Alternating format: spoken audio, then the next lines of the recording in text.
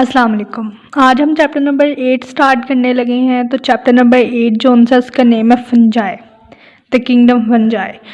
Fungi को हम दूसरा नाम भी देते हैं आमतौर पे, इसे द किंगडम ऑफ रिसाइकलर भी कह दिया जाता है।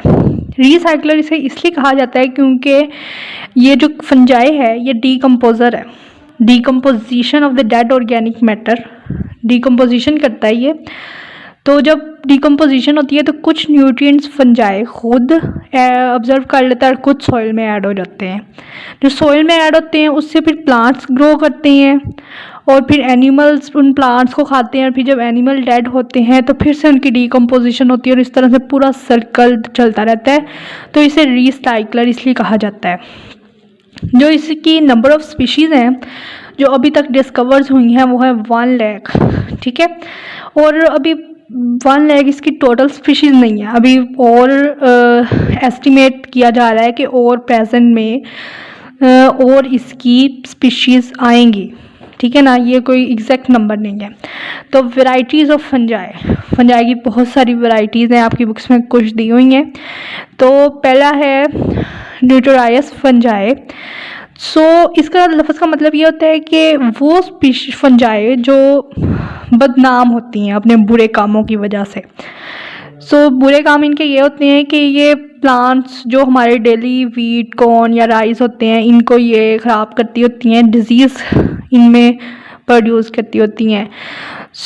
द स्मट और रस्ट है ये डिज़ीज़ जो इनमें वो जो वीट, कॉर्न्स और राइस में ये स्मट और रस्ट ये वाली डिज़ीज़ पैदा करती होती हैं। मोल्ड्स ये भी एक डिज़ीज़ है जो कॉर्न्स में और फूड स्टफ में जो सा है ये प्रोड्यूस करती होती है, जिसकी वजह से ये पूरी फसल तबाह हो जाती होती है, एक से दूसरे में, दूसरे से तीसरे में। और कुछ फंजाई जो उनसी होती हैं वो डिलीशियस होती है, मतलब कि वो हम खा सकते हैं या फिर हम उसे फ्लेवरिंग ऑफ फूड देने में यूज़ करते हैं। तो उसमें सबसे पहले मशरूब आती है, उसके तो सारों को ही पता है। तो मशरूब हम खा भी सकते हैं और ये फूड के जायके को इम्प्रूव करने के लिए भी काम आती है। तो mushrooms are use to eat and improve the taste of food. इसमें और ज़्यादा आती है मॉरल्स आती है, ट्रफल्स आती हैं। मॉरल्स एंड ट्रफल्स ये भी हम खाते हैं, खाने के लिए यूज़ करते हैं। और ये अंडरग्राउंड फूडिंग बॉडीज़ है, मतलब कि ये ज़मीन के नीचे उगाई जाती हैं। जैसे आलू हैं वो ज़मीन के नीचे उगते हैं, वैसे ये मॉरल्स और ट्रफल्स जोन से ये अंडरग्राउंड फूडिंग बॉडीज़ है, ये ज़मीन के नीचे होती हैं, पैदा होती हैं। इसके अलावा इसके कुछ कमर्शियल इम्पोर्टेंस भी है। तो कमर्शियल इम्पोर्टेंस इसकी ये है कि जो पेनिसिलियम है ये एक फंजाई है और ये इस सोर्स ऑफ एंटीबायोटिक है।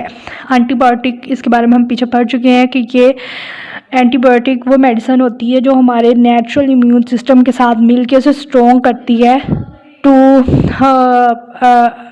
Defend our body against disease.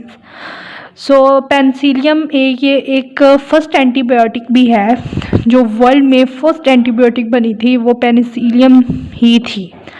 तो इसके अलावा कमर्शियल यूजेस क्या है, यीस्ट ये भी एक फंजाई है और ये बेकरीज़ में यूज़ होती है, जो ब्रेड्स वगैरह है उनको बनाने के लिए। और इसके अलावा ये अल्कोहल और डिफरेंट किस्म की चीज़ें बनाने में यूज़ होती है।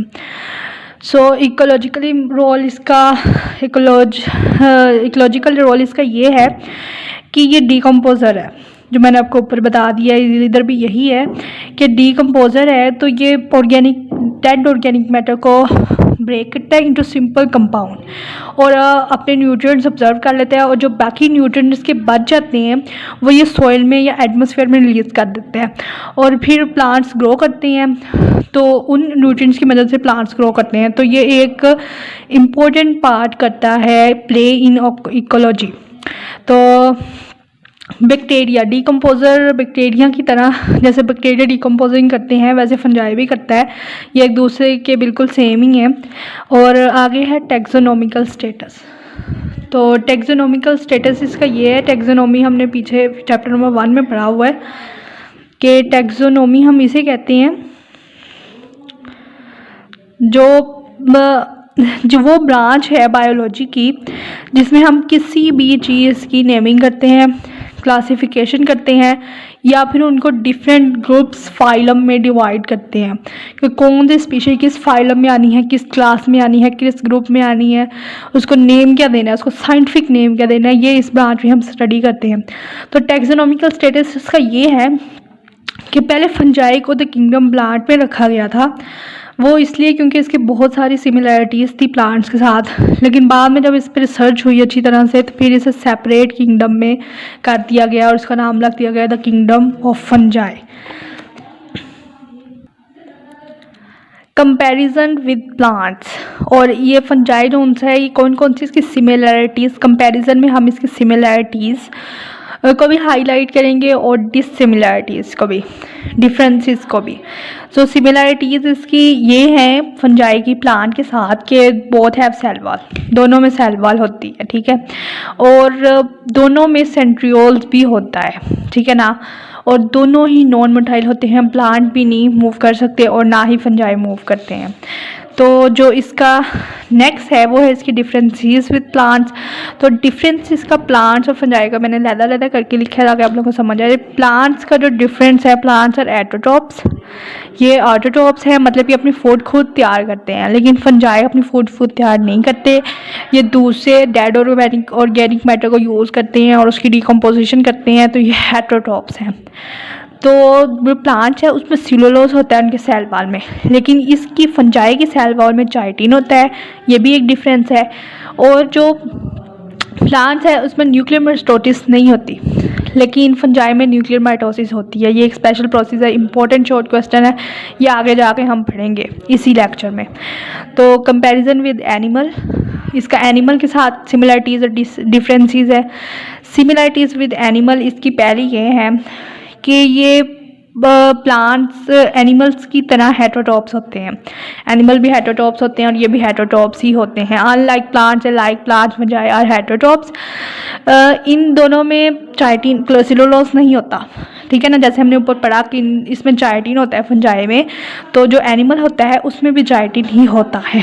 अब आप सोच रहे होंगे कि उसकी एनिमल्स की तो सेल वॉल ही नहीं होती हैं, तो जो चाइटिन होता है वो एनिमल के जो सेल वॉल होती है, जो एक्सोस्केलेटन होता है उसका, ठीक है ना, जो बाहर का स्केलेटन होता है उसमें होता है, वो भी सिर्फ एक स्पेसिफिक आर्थ्रोपोड में। आर्थ्रोपोड ये एक फाइलम है एनिमल का, ये चैप्टर नंबर 11 में है, किंगडम एनिमेलिया में।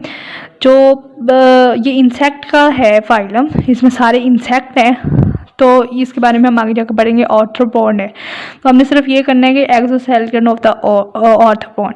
इसके अलावा इस रीजन्स के बहुत सारे कंपैरिजन सिमिलरिटीज़ विद एनिमल्स है। इसकी वजह से माइक्रोबायोलॉजिस्ट जो उनसे हैं उन्होंने ये सोचा कि फंजाई और एनिमल इनके इतने सिमिलरिटीज़ हैं आपस में कि ये कॉमन इंसेस्टर है। कॉमन इंसेस्टर का क्या मतलब है? कॉमन इंसेस्टर का मतलब ये होता है कि ये एक ही इंसेस्टर से आए हैं, मतलब कि जैसे ये ए इंसेस्टर है, ठीक है ना, इसमें से दो आगे एनिमल्स बने हैं, एक बन गया है बी, एक बन गया सी।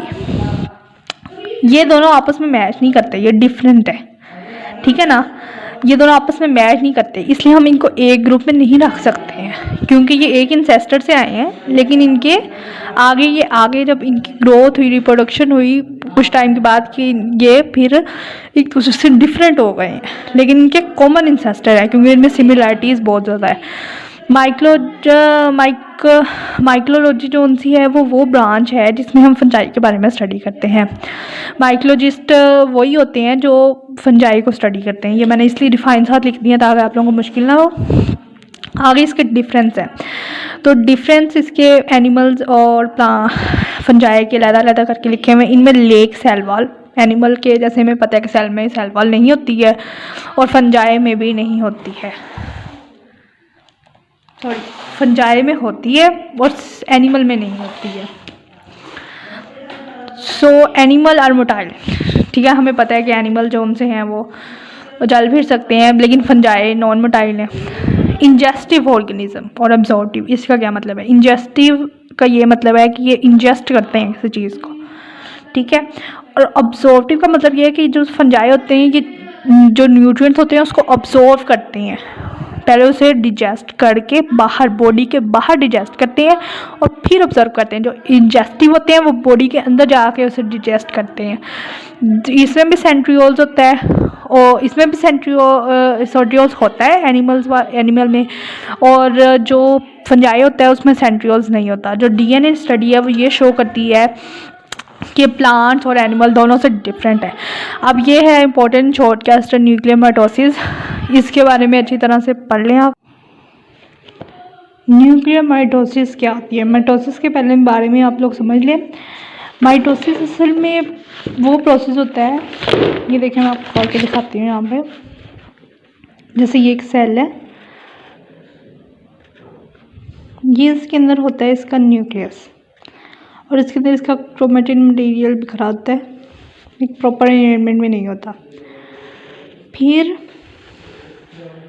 जब इसकी नेक्स्ट स्टेज, जब इसकी डिवीजन स्टार्ट होती है, तो ये न्यूक्लियर माइटोसिस जो सा है, ये न्यूक्लियर मेम्ब्रेन टूट जाती है और ये सेंट्रियोल के अंदर बिखर जाता है और ये साइटोप्लाज्म के अंदर बिखर जाता है और ये इसके सेंट्रियोल्स बन जाते हैं यहाँ पे। ठीक है, जो इसका नेक्स्ट स्टेप होता है उसमें ये सेंट्रियोल्स इसके ये स्पिंडल फाइबर बनाते हैं इसके इर्द गिर्द, और ऐसे करके ये से पकड़ लेते हैं, ये देखें ऐसे करके। ठीक है, स्पिंडल फाइबर इनको अटैच कर लेते हैं और इनको सेंट्रियोल्स की तरफ खींचते हैं। जब इसे यूँ खींचते हैं तो ये ऐसे, ठीक है, ये ऐसे एक जो सेल क्रोमोसोम है वो इधर आ जाता है, एक क्रोमोसोम इधर आ जाता है।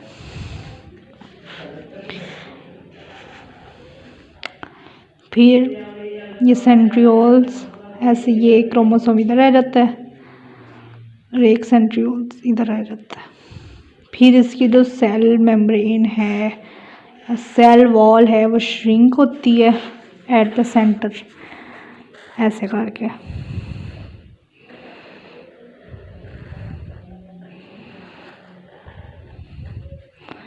और एक इसका जो सा होता है वो यहाँ पे होता है क्रोमोसोम, और एक क्रोमोसोम यहाँ पे होता है। फिर ये दो डिफरेंट सेल्स में चला जाता है, मतलब 2 डॉटर सेल्स बन जाते हैं from a single parent cell. Nuclear mitosis, ये तो माइटोसिस होती है ना। अब न्यूक्लियर माइटोसिस क्या होती है? न्यूक्लियर माइटोसिस वो होती है जिसमें न्यूक्लियर मेम्ब्रेन, जो मैंने वो कहा था कि न्यूक्लियर मेम्ब्रेन टूट जाती है, न्यूक्लियर मेम्ब्रेन नहीं टूटती है। ठीक है, the fungi show the characteristic type of mitosis called nuclear mitosis. During mitosis nuclear membrane does not break, nuclear membrane या न्यूक्लियर इन्वेलप नहीं टूटता है। ठीक है, अब जब न्यूक्लियर इन्वेलप के अंदर ये पूरा प्रोसेस होता है, ये देखें ये न्यूक्लियर मेम्ब्रेन है, ये नहीं टूटी। ठीक है, इसके अंदर ही बनते हैं सेंट्रियोल्स, अंदर ही इसके क्रोमोसोम्स बनते हैं, अंदर ही स्पिंडल फाइबर्स बनते हैं, ये फिर इसे कवर कर लेते हैं। फिर ये अलग-अलग अपनी अपनी तरफ को एक एक क्रोमोसोम खींचते हैं और फिर ये ऐसे करके फिर पहले न्यूक्लियर मेम्ब्रेन श्रिंक होती है, फिर और ये 2 डिफरेंट क्रोमोसोम्स या सेल्स बना देते हैं इसके अंदर, सेल मेम्ब्रेन के अंदर। ठीक है,